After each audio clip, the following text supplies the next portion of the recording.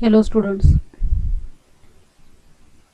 in last lecture we have seen how to find complementary function when roots of the auxiliary equation are real and distinct. Also we have seen that how to find complementary function when real roots are repeated. Now in this lecture we see how to write complementary function when roots of auxiliary equation are complex numbers, that means in the form alpha plus or minus I into beta. So if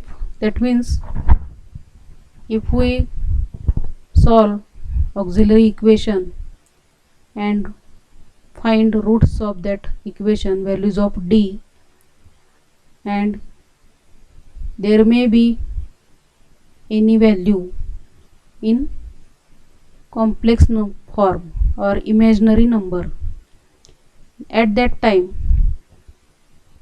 how we write that complementary function.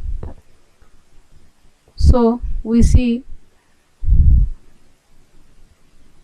here, suppose alpha plus I beta and alpha minus I beta are the complex roots of auxiliary equation FD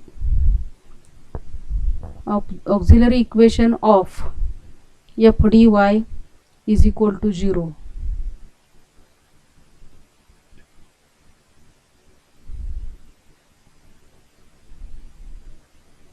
Auxiliary equation of f dy is equal to 0. That means auxiliary equation is only fd is equal to 0. This is auxiliary equation. That is our original equation, linear equation with constant coefficients, is f dy is equal to capital X, and that fd when we equate to 0 we get auxiliary equation. So let m1 is equal to, you see that when root is complex form there are two roots, alpha plus I beta and alpha minus I beta. For example, 2 plus 3i and 2 minus 3i. Not only alpha plus I beta. So there are two roots in complex form. So alpha plus I beta and alpha minus I beta are the roots. Then for two roots we write complementary function as y is equal to c1 e raised to m1x plus c2 e raised to m2x. Now we substitute values of m1 and m2. So y is equal to c1 e raised to alpha plus I beta into x plus c2 e raised to alpha minus I beta into x. m1 and m2 here we substituted. So alpha plus I beta into x we multiply by x to this bracket alpha plus I beta. So y is equal to c1 e raised to alpha into x plus I into beta into x plus here also c2 into e raised to multiplying by x to the bracket alpha minus I beta, we get alpha into x minus I beta x. Now here e raised to into bracket alpha x plus I beta x, so we can separate these two terms by writing e raised to alpha x into e raised to I beta x. So this is equal to c1 into e raised to alpha x into e raised to I beta x. plus C2.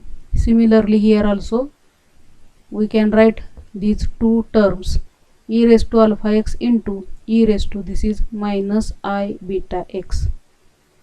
So from these two terms, addition of these two terms, e raised to alpha x we can take common. So e raised to alpha x into bracket, here remains only c1 e raised to I beta x plus c2 e raised to minus I beta x. This is equal to e raised to alpha x into bracket. Now for e raised to I beta x we use formula e raised to I theta is equal to cos theta plus I sin theta, and for e raised to minus I beta x we use formula e raised to minus I theta is equal to cos theta minus I sin theta. So here theta is equal to beta into x, so this becomes y is equal to e raised to alpha x into bracket c1, and for e raised to I into beta x we write cos beta x plus I into sin beta x plus, this is c2, and for e raised to minus I beta x we write cos beta x minus I into sin beta x. So y is equal to e raised to alpha x. Now we separate these terms, that is we multiply by c1 to this bracket and by c2 to this next bracket and write four terms here. So this is c1 cos beta x plus c2 cos beta x. Here we have collected the terms together of first cos beta x and then sin beta x. So from this bracket first term and from this second bracket first term cos beta x we have written here. So c1 cos beta x plus c2 cos beta x plus now term of sin beta x.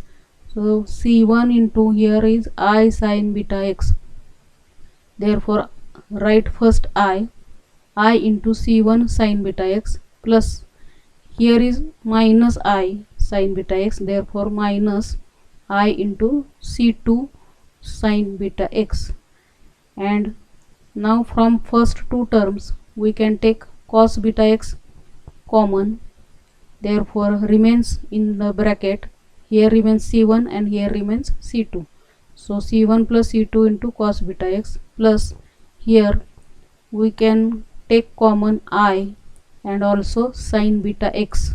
So first write I, then remaining into bracket c1 minus c2 and then common sin beta x. So y is equal to e raised to alpha x. Now we have substituted for c1 plus c2 a, constant a means c1 plus c2 and constant b means c1 minus c2.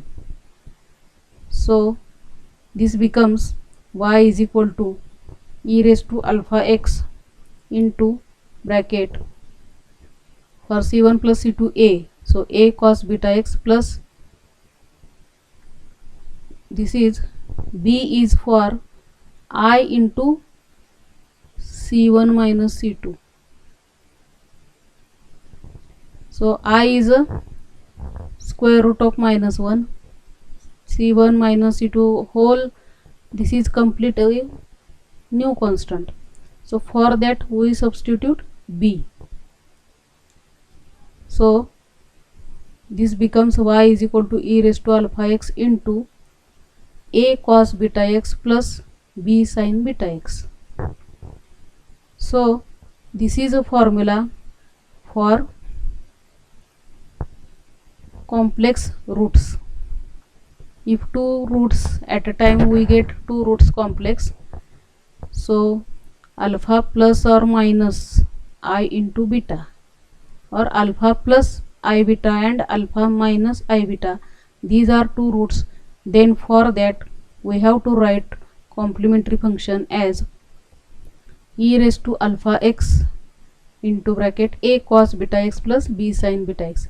Now for this a and b, if in our equation there are other roots which are real, so we write c1 c2 c3 dash dash.